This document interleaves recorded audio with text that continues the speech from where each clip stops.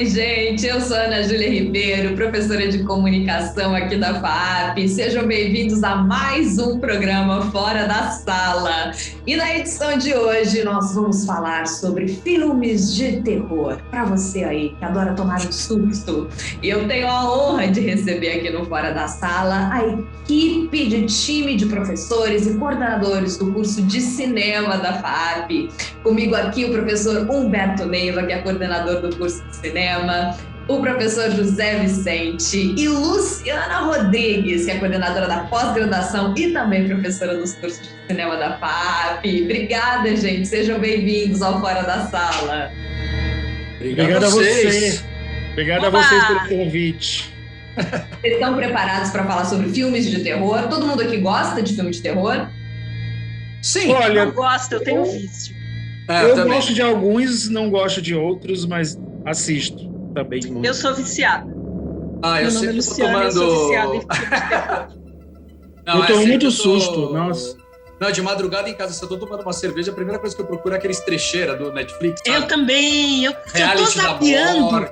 Praticamente quando eu vejo assim, tem sangue verde, tem susto, parei, olhei, vou assistir. Sabe-se lá por quê? Eu morro de medo de filmes de terror, então eu tô curiosa para saber quais são as indicações que vocês vão fazer aqui pra gente hoje. A primeira coisa vamos começar a trabalhar a memória emotiva, né? Qual foi o primeiro filme de terror que vocês assistiram? Vocês se lembram? Pode ser série de TV da minha época? Pode. Olha só, eu tive até um pesadelo com isso. Tinha Star Trek, que não era de terror, mas tinha uma história dentro um dos planetas que eles habitavam, que eles iam. Tinha um inseto, uma mosca, alguma coisa assim, que entra no capacete de um deles, eles voltam para a nave, e aquilo ali se transforma num terror, assim, eles se contaminam com aquilo, e aquilo vai se transformando não um monstro, não tem nada com monstro, mas a pessoa fica completamente transtornada. E foi o primeiro filme que me fez medo, assim, medo, angústia, tanto que eu fui dormir, eu devia ter uns 7, 8 anos, e tive um pesadelo absurdo, né, com esse filme. Tive que dormir na cama de papai e mamãe. Então, assim, foi o primeiro grande susto, assim, que eu tive. Foi na TV, não foi nem no cinema. Agora, o primeiro filme de terror que eu vi no cinema, talvez eu tenha considerado Tubarão, que não é um filme de terror, mas ele tem umas características muito fortes ali, de suspense, de um certo terror psicológico, que eu também considero assim. Então, eu acho que seria esses dois, mas eu vou pensar no outro mais punk aí para falar depois. E aí, Luciana, qual foi o seu? Gente, eu acho que eu não sei, porque eu acho que eu assisti filme de terror a minha vida inteira. Não sei se seria responsabilidade dos meus pais ou por conta de irmão mais velho. E eu nunca cheguei a... O terror, ele gera em mim não o medo, o pesadelo, ele gera uma outra sensação, que eu acho que é uma sensação de relaxamento que é muito estranha, sabe? É como se a partir daquele momento que eu estivesse tão concentrada, mesmo que ele seja ruim, ele gera um relaxamento. Eu acho que sempre porque ela assume o que ela é. Qualquer coisa me bota no paredão. A lógica da identificação. A partir de agora, então, não me deixe na mesma sala com a Luciana. Eu não consigo lembrar. Eu lembro de alguns filmes que foi muito estranho, que eu tive medo. Que é que você fica, mas gente, por que eu tenho medo desse filme? Eu lembro do Chamado, que eu já nem era criança. O Chamado gerou um negócio na minha cabeça que eu nunca soube explicar o que deu. Mas... agora, tem outros filmes que eu sou apaixonada e que são filmes muito antigos que eu não sei quando eu assisti. Tipo, eu lembrei de dois aqui. O Exorcista. Então, o Exorcista é maravilhoso. Mas eu sei que são filmes que faz parte já da minha vida. Agora, esse negócio de assistir pela primeira vez, eu já abrindo parênteses, meus sobrinhos, que hoje são todos adultos, eles podem contar uma coisa, que eu sou tão apaixonada por terror que toda vez que um sobrinho ou uma sobrinha completavam 12 anos, começava a assistir filme de terror comigo. Sabe-se lá por quê. Então eu acho que terror a gente assiste em qualquer época, sabe? Talvez por ter assistido sempre filme de terror. E a minha filha também, desde muito pequena, assiste filme de terror, né? E agora quer fazer cinema, né? Então eu acho que assim, eu não tenho uma lembrança, eu tenho lembrança de alguns filmes que me assustaram, sabe-se lá por quê, mas eu não tenho uma lembrança do primeiro filme, alguma coisa, porque eu acho que seria uma lembrança associada ao medo, como o Humberto falou, e eu nunca tive muito isso, né, com o terror. Então eu vou confessar que eu não lembro. José Vicente, você tem algum? Nossa, a minha história conecta com os dois aqui. Eu não sabia que a gente era tão parecido. O primeiro filme que eu vi também, não sei se é de terror, Alien, o Oitavo Passageiro, é terror? É tipo terror, né? E é ficção científica, terror, terror. Foi na época do videocassete também, meu pai alugou para assistir, eu tinha acho que 6 anos e óbvio que eu não podia assistir. Aí eu fui dormir, minha mãe também, só que eu não fui dormir. Então eu saí escondido do meu quarto, meu pai estava tomando cerveja, não estava prestando atenção muito no filme, eu fiquei do lado do sofá agachado e assisti o Alien, o Oitavo Passageiro, e assim como o Humberto, dormi na cama de papai e mamãe. Também fiquei morrendo de medo.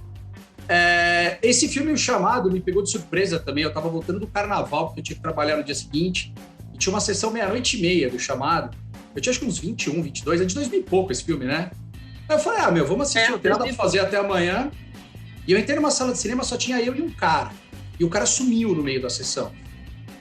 E aí, quando acabou o filme, era, sei lá, 2:30 da manhã, eu tava sozinho no shopping. Foi uma experiência muito aterradora de ir do cinema até... Sabe o estacionamento vazio? Tem aquele cara tomando conta da cancela meio que olhando, você fala, agora. E o meu sobrinho também, Lu, desde os 10 anos que ele veio em casa pra gente ficar vendo trecheira. Mas Ana, eu lembrei agora no cinema, foi Carrie, a Estranha original, a primeira. Aí sim, com a Sissy Spacek sendo a Carrie maravilhosamente bem. Aquilo ali é aterrorizante também, eu acho. E o Bebê de Rosemary. Então, assim, são dois que são muito emblemáticos que eu vi no cinema. E, é claro, que eu vi o Bebê de Rosemary, eu vi depois, não na época que foi lançado, porque a idade nem era nascida. Agora, o Carrie eu vi no cinema, e foi o primeiro assim que a tela ficou vermelha, sabe? Assim, quando a tela se inunda de sangue, foi o primeiro filme que me deixou também um pouco horripilando, sabe? Uau! O inundando de sangue é o Iluminado, né, Humberto? Esse é o meu filme de terror favorito. Gente, o Iluminado é uma coisa maravilhosa. É o melhor filme de terror pra mim, assim. Que obra! Eu amo esse filme. Engraçado que a gente tá falando de Stephen King, né? Porque Carrie, a Estranha, é baseado em Stephen King. O Iluminado também, né? No entanto, pra mim, eles são muito superiores aos livros. Nossa, e mesmo... não, sem dúvida. Mesmo o Iluminado que o Stephen King fez, aquela minissérie, é horrível. Uma mangueira de incêndio atacando o pessoal no hotel lá. E quando alguém pede para vocês uma indicação de filme de terror, o que vocês levam em consideração para indicar um bom filme de terror? Eu acho que tem, Ana, tem esse negócio do filme que é só para relaxar, isso que o Zé falou, assim, que você tá zapeando, você olha, você nem indica esses. Esses são mais para rir do que qualquer outra coisa. Agora, eu acho que os clássicos têm um motivo de ser os clássicos. Tipo, Bebê de Rosemary é muito estranho, porque eu assisti o Bebê de Rosemary, eu também, como Humberto, assisti, não era no cinema, mas assim, desde muito cedo. Não é um terror que cause um medo exatamente pelos recursos de susto ou outra coisa, né? Ele tem um terror. Mas, gente, quando eu engravidei, como eu entendi o Bebê de Rosemary? Tipo, que isso, gente? Você tem as mesmas sensações que a Rosemary, aquilo é maravilhoso. Então, eu indicaria o Bebê de Rosemary, Iluminado, óbvio, não, né? Sem dúvida. E dos recentes, eu acho que assim, os filmes do Jordan Peele são bons. Muito bom. O Corra, o Us.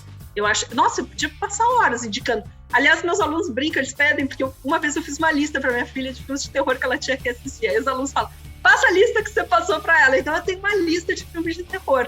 Eu, assim, A Bruxa, eu acho um filme genial também, ótimo. Do Egger, né? Então, quais são os critérios? Eu acho que, assim, se for um filme que você fala assim, assiste, eu acho que tem um critério da identificação que eu acho que é muito forte. Sabe? Eu acho que o fundamental do terror é que ele consegue mexer com alguma coisa dentro de você que você, às vezes, nem sabe direito onde que ele está mexendo. E muitas vezes tem uns aspectos políticos, né? Por exemplo, eu citei os filmes do Jordan Peele, quer dizer, tem todo um aspecto da questão do negro na sociedade americana. Tem filmes que tratam a questão das mulheres, né? Quando o Berto estava falando do Carrie, eu lembro que eu li uma entrevista que o Stephen King assumiu que aquilo para ele, Carrie, ele estava se posicionando contra o movimento feminista, né? Porque a Carrie é a representação da menina que Entende? Então eu acho que assim, meus critérios são sempre critérios mais ligados a essa parte mais de reflexão mesmo, sabe? Não necessariamente do medo, mas o que ele consegue trazer à tona. É que mudou muito também, assim, eu acho que os critérios, né? Eu acho que tem uma série que eu vi agora, que eu fiquei, Eles, que é...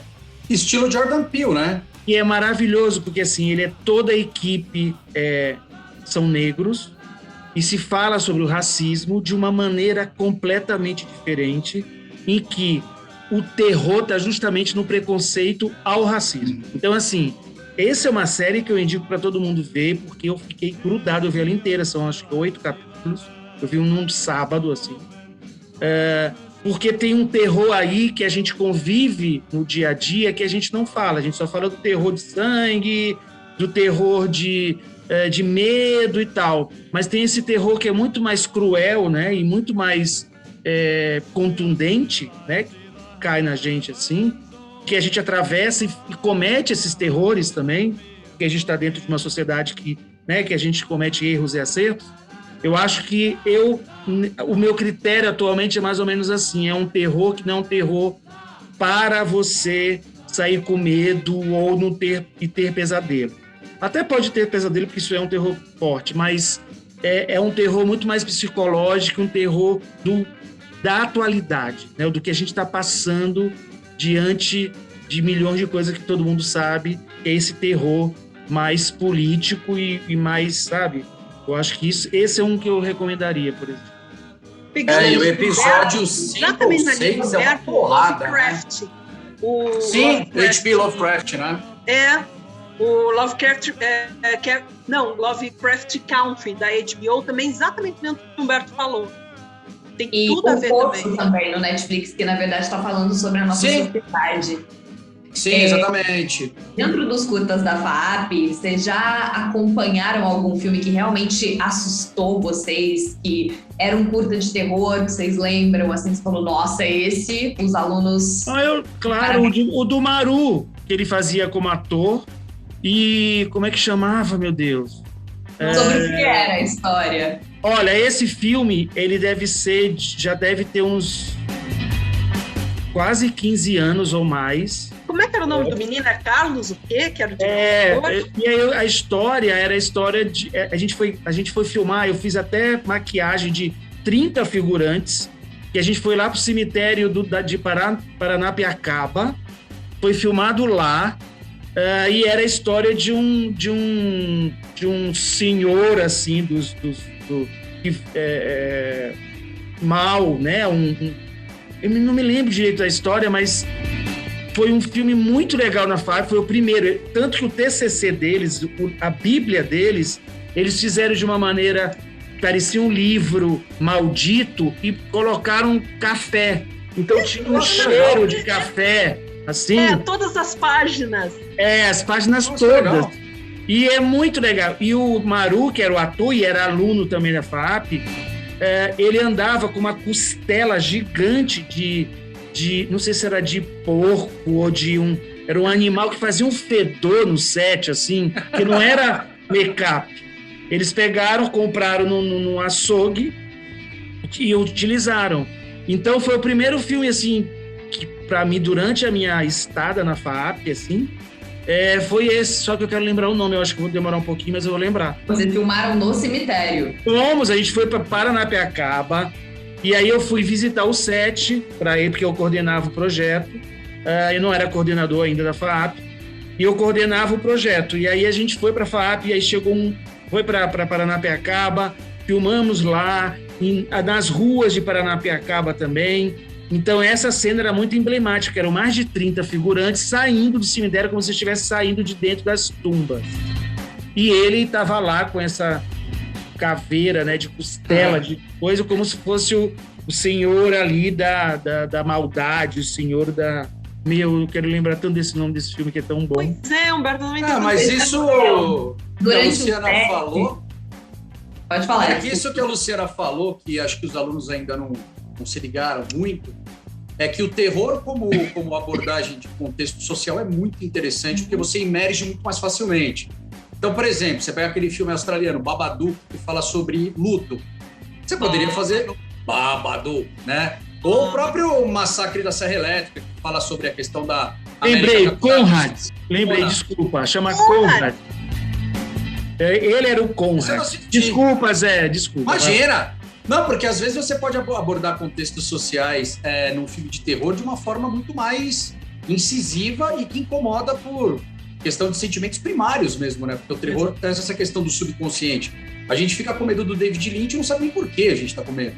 É isso que você não fala, por que eu tô com medo do Twin Peaks ou do Mulholland Drive? A gente não sabe muito bem, né? O que tá imposto nessa questão de sentimentos primários, né? Isso poderia ser uma abordagem legal, mas é raro, né, ver na filme de terror. Mas sabe o que eu acho, Ana? Falando um pouquinho disso que você falou de curta-metragem, essas coisas, se a gente for pensar, não existe tanto nem longa-metragem de terror no Brasil. Porque, primeiro, existe muito preconceito ainda com o terror. Quer dizer, isso que o Zé está falando, as pessoas não se tocam do poder que a fantasia, o terror, a ficção científica, elas têm de questionar e realmente levar as pessoas para um outro lugar que não seja um lugar que elas já têm o olhar anestesiado. Então, eu acho que isso é uma coisa, porque, no geral, eu acho que o gênero no Brasil também, às vezes, ele é objeto um pouco de confusão, né? Porque estereótipo, né? E assim, o que é gênero, ele é clichê, o que é clichê, que não é isso, né? O gênero, ele ajuda a determinadas identificações. Claro. Então, quase que existe, as pessoas, no geral, no cinema brasileiro, quase que existe um gênero cinema brasileiro, sabe? As pessoas não identificam a possibilidade. Então, eu acho que, embora as pessoas consumam muito filme de terror no Brasil, no final das contas, é difícil as pessoas fazerem. A gente consegue falar, Juliana Rojas, que veio já falar na FAAP, o Marcos, a Anitta Rocha. A gente consegue identificar poucas diretoras e poucos diretores que trabalham mesmo no terror no Brasil. E eu acho que isso acaba se refletindo no fato de que a gente tem pouco curta-metragem. E o terror é uma abordagem, não é nem um gênero, né, Lu? É uma abordagem estética que você dá para contar uma história, né? Sabe o que eu lembrei? Do CineLab, que são ex-alunos de cinema da FAP que criaram um programa para ensinar a fazer efeitos especiais para filmes de terror, né? O Capel. O Capel, quando foi meu aluno, ele era o único aluno que queria trabalhar com isso, sabe assim? Ele queria fazer sangue, ele queria fazer decepar mão, decepar cinema gráfico, né? E ele começou de uma maneira super artesanal, muito amador, e chegou onde ele chegou, né? Eu acho que ele é um exemplo, assim, incrível, né? De ele fazer que, claro, que primeiro tirar esse preconceito que o terror é uma coisa de segunda linha, né? Isso muita gente tem também, né? Achar que o terror... Mal sabe eles gostam de alguns filmes que eles acham que não é terror e é terror. Então, eu acho que tem esse preconceito desse terror mais explícito, né? Então, eu acho que ele foi o Capel é um dos que eu admiro, assim, porque ele foi lá, fez cursos lá fora, voltou, e agora ele tem o CineLab, né? Que é esse reality show de competição, né? De fazer história, né, de cenas de terror, que é muito legal, eu assisto sempre, assim. Tanto que eu levei eles lá na FAAP, os 3, para conversar e tal. Agora, só para dar nome aos bois, porque eu não gosto de falar assim, o nome do filme é Conrad, Bruxaria, Pagelança e Canibalismo. E o diretor é Luciano Delfino. Então, legal esse nome, gostei. Então foi o primeiro filme, assim, de terror lá da FAAP, né? Que foi um curta. Mas isso que a Lu falou, que também... Eu só quero acrescentar que a gente está aumentando bastante o número de filmes de terror no Brasil. Apesar de tudo isso, ano passado a gente lançou em torno de uns 20 filmes de terror. Então é muito filme, né? Muito longa-metragem, e a gente não tinha quase nem a metade. A divulgação é pequena ainda, mas tem, né? Tem. Mas, gente, eu acho que a gente está passando por um momento tão de terror cotidiano, que eu acho que a lógica é que a gente acaba tendo necessidade de ver coisas que, por incrível que pareça, nos desliguem do terror cotidiano. Eu acho que essa é uma tendência que vai só crescer. Quer dizer, mas dá para trazer simplicidade, né, Lu? Oi? Você falou do filme A Bruxa, dá para você fazer terror com uma simplicidade absoluta, exato, né? E a Bruxa até abordando... E até mostrando temáticas ultrapassadas, tipo vampirismo, aquele filme sueco, Let the Right One In, lá, não sei como é que chama em português. Pô, é impressionante como aquele filme é assustador e é um tema mais do que batido, fala de vampiro. Aquela Desde o garota Nosferatu, sombria, né? caminha Sim. na noite. Maravilhoso também. eu Tem traz da questão do vampirismo também. Exato. Mas é Ju, você interessante, chamou, desculpa. Ana Júlia, vocês chamaram 3 que falam pra caramba. Coitada que ainda não fala. Mas, Ana, sabe o que eu Maravilhosa. queria chamar a atenção? É muito louco como o terror ele é utilizado com aspectos políticos. Você vê, nos anos 50, o terror, ele era 50 e 60, era estímulo da Guerra Fria. Só que, em vez de você botar os russos invadindo, eram os extraterrestres. Alienígenas. Invasores Eram de os corpos. alienígenas. E é muito Falando. interessante a história da xenofobia, né? Isso. Então, assim, a Final Girl, ela surge também porque existe uma ruptura, existe um medo de que as mulheres estão bebendo, estão fumando, estão saindo. Então, você cria a Final Girl, que é a boa garota, que vai ser livre no final dos filmes de terror. O Distrito 9 fala sobre isso, né? Sobre essa questão. Nove é incrível. Mas Isso. vocês já tiveram alguma experiência sobrenatural? Eu tenho uma. Chamar a atenção aqui por causa do tempo. Vocês já viveram alguma Eu experiência vivi uma, sobrenatural? mas eu acho que é só dentro da minha cabeça. Eu acho que se eu como não assistir o acredito bebê em você, eu não de... acredito em mim. É o seguinte, a minha experiência sobrenatural é assim. Se eu assistir o bebê de Rosemary, eu vou morrer no dia seguinte. Desde que eu sou criança, eu acho isso. Eu nunca assisti o bebê de Rosemary por causa disso. Não sei quão sobrenatural ou quão psicótico é isso da minha cabeça. Por isso que eu não posso falar sobre esse filme, mas... Agora, É um toque isso, Lu? O que é isso? eu acho que é. Mas, gente, no chamado, isso que o Zé estava contando, eu fui para casa de um amigo meu, do Humberto, que agora mora em Floripa, professor de cinema, e eu ia dormir na casa dele, ele estava em São Carlos, ele dava aula em São Carlos, e eu ia ficar na casa dele. Aquela noite eu estava sozinha, eu não podia vir para casa dele, eu estava sozinha. Cara, juro, chamado. O telefone tocou de madrugada, eu entrei na cozinha, tinha uma água, e a televisão ligou na estática. Eu falei... Errou! Eu falei, gente, a Samara tá aqui. Foi a única experiência sobrenatural da minha vida. Você teve, Humberto, alguma? Não tive, assim, nenhuma. Eu acho que não sei meus pesadelos mesmo. Entendeu? Porque eu não tenho... Olha só que louco. Eu nunca tive uma experiência assim que pode ser algo sobrenatural. Mas, às vezes, eu tenho uns sonhos mesmo de invasões, sabe? Assim, é muito louco. E aí, eu acordo suado, morrendo de medo. Aí eu tenho medo.